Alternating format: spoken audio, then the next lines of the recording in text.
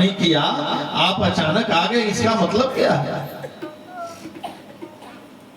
सुखदेव महाराज जी कथा सुन ही रहे थे, तब से देवताओं ने जब अमृत का घड़ा लेकर के आ गए तो वेद व्यास जी कहे कि अचानक आने का कारण बताइए। कहे अमृत का ये घड़ा है, इनको पिला दीजिए। क्या किसको? क्या सुखदेव महाराज जी को कथा सुनाए है राजा परीक्षित, यदि उनको तक्षक काटना है तो अमर हो जाएंगे, तो उनके लिए मैं लेकर के आया हूं। कहे बताइए, आपका आह्वान नहीं किए और उनके कल्याण के लिए आपने ऐसा कैसे सोच लिया? जब इस तरह से पूछने लगे तो कहे कि ये अमृत है और श्रीमद् भागवत महापुराण हमको दे दीजिए। तो वेद व्यास जी सुखदेव महाराज जी कहे कि मेरी बात सुनो। क्या? कहे यदि मैं पुराण दे दूंगा तो लोगों का कल्याण कैसे होगा?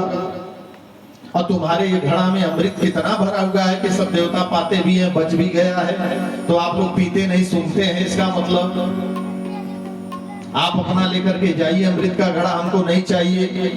देवता लोग कहने प्रभु ले लीजिए, इनको अमर कर दीजिए, राजा परीक्षित को तक्षक काटने वाला, इनको पिला दीजिए। सुखदेव महाराज जी कहे ऐसा काम करिए, कहे एक तेराजू मंगाता हूं, एक तेराजू पर श्रीमद् भागवत रख दीजिए, एक पर अमृत कलश रख दीजिए, मालूम हो जाएगा। और जब रखवाए तो कहते श्रीमद् भागवत जो पुराण रखी थी उसका पलड़ा भारी हो गया, अमृत कलश झुक गया।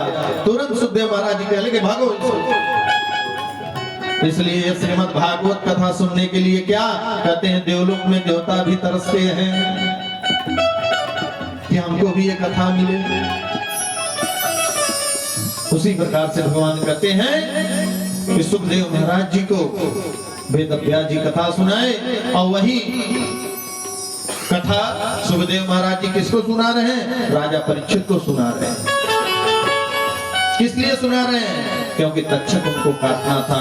और वही कथा आज हम अपने मुखार बिंद से आप लोगों को कथा सुना रहे हैं। इसलिए कि आपका भी कल्याण हो, आपके पूर्वजों का कल्याण हो, मोक्ष मिले। इसलिए कहते हैं कि भगवान में कहते हैं नामों में इतना शक्ति है कि पूछिए मत।